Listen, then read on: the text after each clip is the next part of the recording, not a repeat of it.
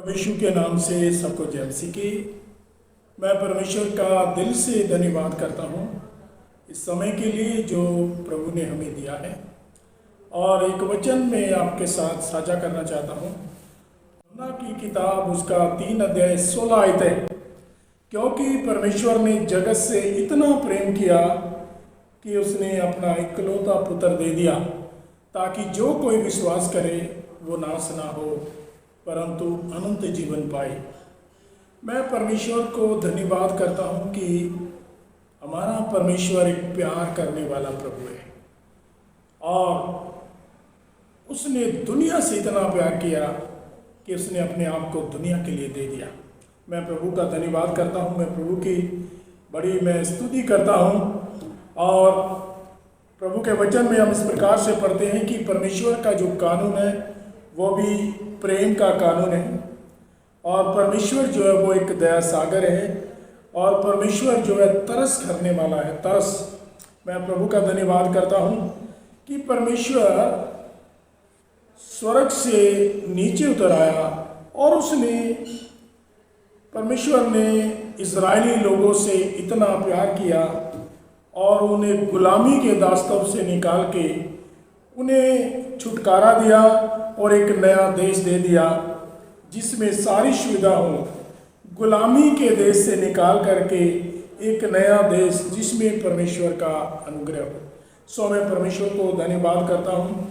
प्रभु का वचन निर्गमन की किताब उसका 20 अध्याय 2 आयत में ऐसे कहता है, मैं तेरा परमेश्वर यहोवा हूँ जो दास्तव के घर अर्थात मिस्र देश से निकाल लाया है। मैं प्रभु का बड़ा धन्यवाद करता हूँ। एक प्यार करने वाला परमेश्वर जो कि इजरायली लोगों को दास्तव से निकाल करके उन्हें छुटकारा दे दिया। और हम ऐसे देखते हैं कि एक ऐसा देश दे दिया जिसके अंदर सारी सुविधा हो। प्रभु का धन्यवाद हो। मैं परमेश्वर की स्तुति करता हूँ। दूसरा कुरिन्थियों की किताब उसका 5 अध्याय 14 आयत में भी हम देखते हैं कि मसीह का प्रेम हमें विवश करता है। और प्रभु यीशु मसीह का जो प्रेम है वो सबसे बड़ा है। मैं प्रभु का धन्यवाद करता हूँ। और पौलुस उसी प्रेम के बारे में कहता है, मसीह का प्रेम हमें क्या करता है, मेल मिलाप के लिए एक विवश करता है।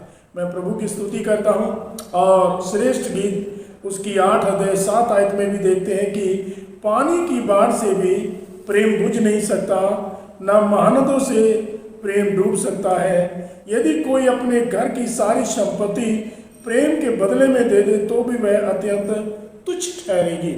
तो मैं परमेश्वर का बड़ा धन्यवाद करता हूँ कि प्रभु किस प्रकार से प्रेम के बारे में बताता है कि प्रेम जो है पानी की बाढ़ से भी बुझ नहीं सकता और ना वो डूब सकता है और वो सबसे बढ़कर के है। यदि कोई अपने घर की सारी संपत्ति दे दे तो भी उसके सामने क्या है, तुच्छ है। सो मैं प्रभु का धन्यवाद करता हूँ। और पहला कुरिन्थियों 13 अध्याय 13 आयत में हम देखते हैं कि प्रेम विश्वास और आशा इन सबसे बढ़कर के प्रेम है। प्रेम जो है वो बहुत बड़ा है। मैं प्रभु का बड़ा दिल से धन्यवाद करता हूँ। प्रेम के विषय में मैं छोटा सा आपको मैं एक उदाहरण देना चाहता हूँ कि हमारे पुराने नियम के अंदर इस प्रकार से हम देखते हैं कि पुराने नियम के अंदर उसका निर्गमन की किताब उसका 21 अध्याय 5 और 6 आयत में हम ऐसे पढ़ते हैं कि परंतु यदि वह दास दृढ़ता से कहे, मैं अपने स्वामी और अपनी पत्नी और अपने बालकों से प्रेम रखता हूँ इसलिए मैं स्वतंत्र होकर नहीं जाऊँगा, तो उसका स्वामी उसको परमेश्वर के पास ले चले, फिर उसको द्वार के किवाड़ या बाजू के पास ले जाकर उसके कान में सुतारी से छेद करे, तब वह सदा उसकी सेवा करता रहेगा। मैं प्रभु का धन्यवाद करता हूँ। यहाँ पर एक वधवा सेवक के बारे में जो वर्णन किया गया है, वधवा सेवक जिसके पास कोई अधिकार नहीं होता, वधवा सेवक जो है कोई अस्तित्व नहीं होता और वधवा सेवक जो है हम अपनी इच्छा से वो जी नहीं सकता। वधवा सेवक उसका कोई सम्मान और इज्जत नहीं होती और वधवा सेवक जो है बिना किसी विचार या विवाद के हमेशा काम में लगा रहता है। और वधवा सेवक जो है कभी भी मतलब है अपने काम करने के पास पश्चाताप या धन्यवाद पाने की आकांक्षा नहीं रखता। मैं प्रभु का बड़ा मैं धन्यवाद करता हूँ। एक वधवा सेवक जो सिर्फ सेवा के लिए समर्पित है, ना कि उलाहना देने के लिए समर्पित है। मैं प्रभु का बड़ा मैं धन्यवाद करता हूँ कि वधवा सेवक कभी भी घमंडी या ढीठ नहीं होता। और एक वधवा सेवक कुछ भी काम करता है तो कोई उसकी सराहना नहीं करता। और एक वधवा सेवक जो है सिर्फ एक सेवा के लिए बुलाया गया है। मैं प्रभु का दिल से धन्यवाद करता हूँ। और मनुष्यों में उसकी कोई प्रशंसा भी नहीं की जाती। ये एक वधवा सेवक के बारे में लिखा गया। मैं प्रभु का धन्यवाद करता हूँ। फिर भी जब उसके गुलामी का समय समाप्त हो जाता है, अगर उसके पास उसकी पत्नी है, उसने विवाह कर लेता है, तब वह गुलामी की अवधि समाप्त होने तक अपनी पत्नी को कानूनी तौर से अपने साथ नहीं रख सकता। यदि वह स्वामी के दासत्व से पूर्ण रूप से रहने लगे, तब वह अपनी पत्नी के साथ रह सकता है। यही नहीं, जब गुलाम अपने स्वामी के यहाँ रहने का निर्णय लेता है, तब उसे अपने ऊपर गुलामी का चिन्ह लगवाने के लिए एक कठिन प्रक्रिया से गुजरना पड़ता है। ये प्रथा इस प्रकार से है कि उसका स्वामी घर के द्वार के पास उसे ले जाता है और उसके कान के निचले भाग में एक छेद करता है और वो कान छेदा जाता है और उससे उसके कान के अंदर एक चिन्ह बनाया जाता है कि जिससे वो हमेशा के लिए उसके स्वामी के यहाँ एक गुलामी या एक वधवा सेवक बन जाता है। और मैं प्रभु को धन्यवाद करता हूँ कि वो अपनी पत्नी से प्रेम करता है और उसने अपनी पत्नी के लिए अपने आप को दे दिया, जिसे कि वो स्वयं को उसे दे सके। मैं परमेश्वर को बड़ा मैं दिल से धन्यवाद करता हूँ। एक वधवा सेवक जो कि अपनी पत्नी के लिए, बच्चों के लिए अपने आप को हमेशा का एक दासत्व को या वधवा सेवक को स्वीकार कर लेता है। मैं प्रभु को धन्यवाद करता हूँ। और हम इसी प्रकार से परमेश्वर के प्यार को देखते हैं कि एक वधवा सेवक के समान हमारा प्रभु यीशु मसीह जो पूरे मानव जाति से अटूट प्यार करता है, जो विश्व ब्रह्मांड के महान राजा ने स्वयं को क्या कर दिया, अपने आप को दीन कर दिया और एक वधवा सेवक के समान उसने स्वयं को दे दिया।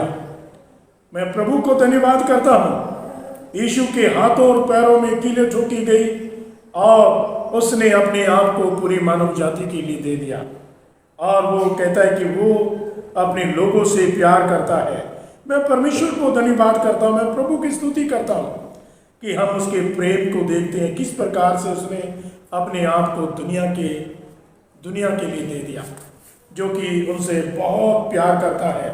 मैं प्रभु की स्तुति करता हूँ। प्रभु यीशु मसीह इस प्रकार से हम उसको देखते हैं कि लूका रचित सुसमाचार उसका 22 अध्याय 27 आयत में हम देखते हैं प्रभु यीशु मसीह ने इस प्रकार से कहा, मैं तुम्हारे बीच में एक सेवक के समान हूँ। और हम ऐसे देखते हैं कि वो एक बंधुआ सेवक के समान। फिलिपियों में हम देखते हैं 2 अध्याय 6-7 आयत में, जिसने अपने आप को दास का रूप धारण कर लिया। प्रभु यीशु मसीह पूर्ण रूप से पिता की अधीनता में रहा और उसने वही काम किए जो पिता उसे कहता था। प्रभु यीशु मसीह ने मनुष्यों के बैर को सहन किया और प्रभु यीशु मसीह को सताया गया तो भी वो सहता रहा और उसने अपना मुंह नहीं खोला। यशायाह 53:7 में हम देखते हैं कि सब कुछ सहन करता रहा लेकिन अपना मुंह ना खोला। यशायाह 53:3 में हम देखते हैं कि वह तुच्छ जाना गया और उसका मूल्य नहीं जाना। प्रभु यीशु मसीह के पास कोई स्थायी घर नहीं था। प्रभु यीशु मसीह अपनों के पास आए लेकिन अपनों ने उसे ग्रहण नहीं किया, अपनों ने उसका विरोध किया, दोष लगाए।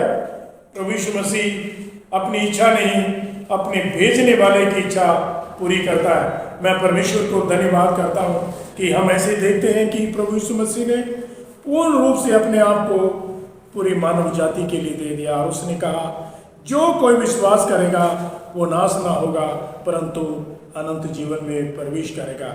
परमेश्वर के प्रेम को हम ऐसे देखते हैं कि उसने हमारे गुनाहों को अपने ऊपर ले लिया और अपनी धार्मिकता को हमें दे दिया।